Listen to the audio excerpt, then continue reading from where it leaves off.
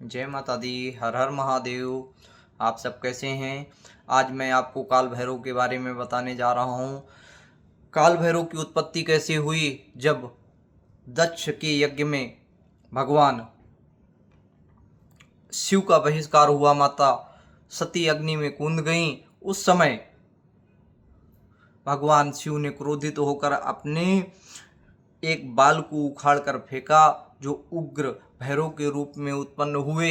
वही उग्र भैरव काल भैरव कहलाए, जो भयंकर दृष्टि वाले और काले विचित्र स्वरूप वाले क्रोध की अवस्था में उत्पन्न हुए। वो दक्ष प्रजापति के यज्ञ में जाते हैं और वहां पर जाकर सभी प्रकार से उस यज्ञ को विध्वंस कर डालते हैं। सामने जब ब्रह्मा जी आते हैं तो ब्रह्मा जी का भी एक सर उनके धड़ से अलग कर देते हैं।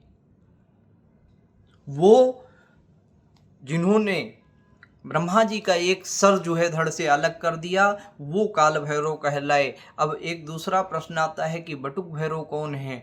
काल भैरव, जो काल भैरव हैं उनका स्वरूप तीव्र, बड़े बड़े दांत वाले, बड़े बड़े नाखून वाले, काले विकराल भयंकर स्वरूप वाले ऐसे काल भैरव हैं। और दूसरे जो हैं वो बटुक भैरव हैं।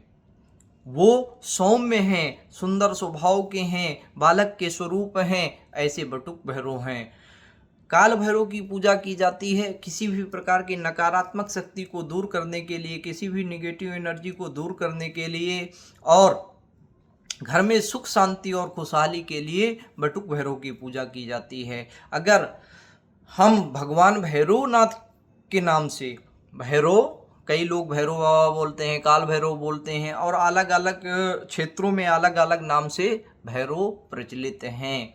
महाराष्ट्र में उनको अपने स्थान देवता या कुल देवता भी उनको लोग मानते हैं। तो अलग अलग नाम होने की वजह से वो अलग अलग जगहों पे जिस प्रकार से पूजा की जाती है। अब इसी क्रम में अगर हम देखें तो क्षेत्रपाल का नाम आता है, तो भगवान क्षेत्रपाल का जो होता है वो क्षेत्र के देवता होते हैं। वो क्षेत्रपति जो होते हैं वो भी भैरव का ही स्वरूप हैं। जो क्षेत्र के देवता हैं वो भी भैरव का ही स्वरूप हैं। उनकी भी पूजा की जा सकती है। उनके लिए या भैरव भगवान को प्रसन्न करने के लिए, उनकी पूजा करने के लिए आपको क्या करें कि आपको लाभ हो, तो उसके लिए आपको करना ये चाहिए कि उड़द की दाल के बड़े बना लेने चाहिए। उड़द की दाल के बड़े बना लेने चाहिए और उसका भोग लगाना चाहिए। दही मिलाकर अगर उसका भोग लगाते हैं तो भैरव देवता बहुत प्रसन्न होते हैं। महाकाल और उज्जैन में जो महाकाल विराजमान हैं, जो काल भैरव विराजमान हैं, उनको तो मदिरा का भी सेवन होता है और बहुत सारे मंदिरों में मदिरा भगवान को अर्पण की जाती है।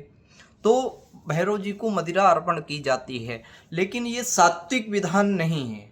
ये सात्विक विधान नहीं है। सात्विक विधान के अंदर अगर आप पूजन करना चाहते हैं तो आप उड़द की दाल के बड़े बना लें, दही बना लें, उससे उनका भोग लगाएं, नैवेद्य अर्पण करें, तरह तरह के पूड़ी और पकवान बनाकर उनको अर्पण करें। लेकिन जो लोग मदिरा अर्पण करते हैं, शीघ्र कामना की प्राप्ति करना चाहते हैं, बीमारियों से दूर रहना चाहते हैं, तो वो शराब और अल्कोहल का भगवान को अर्पण करते हैं, भगवान काल भैरव को। तो इसलिए उनकी पूजा की जाती है। और भगवान काल भैरव की अगर हम पूजा करते हैं तो हमारे जीवन में आए हुए कष्ट दूर हो जाते हैं, हमें बीमारियों से निजात मिलता है और हमारे जीवन में सुख और शांति आती है। भगवान काल भैरव आप सभी का मंगल करें, आपके जीवन में सुख शांति हो, यही शुभकामना है। इन्हीं के साथ मैं भगवान का मंत्र आपको अपने डिस्क्रिप्शन में दे रहा हूँ, आप उसको पढ़ सकते हैं और ध्यान कर सकते हैं। इसके अलावा मैं बोल भी रहा हूँ, ओम बम बटुक भैरवाय आपद उद्धारणाय कुरकुर बटुकाय ह्लीं ओम। ये बटुक भैरव जी का मंत्र है। इसको आप पढ़ें, अपने जीवन में सुख शांति पाएं, सभी प्रकार से आपका जीवन मंगलमय हो। इन्हीं के साथ आपको बहुत बहुत शुभकामनाएं। जय माता दी। हर हर महादेव।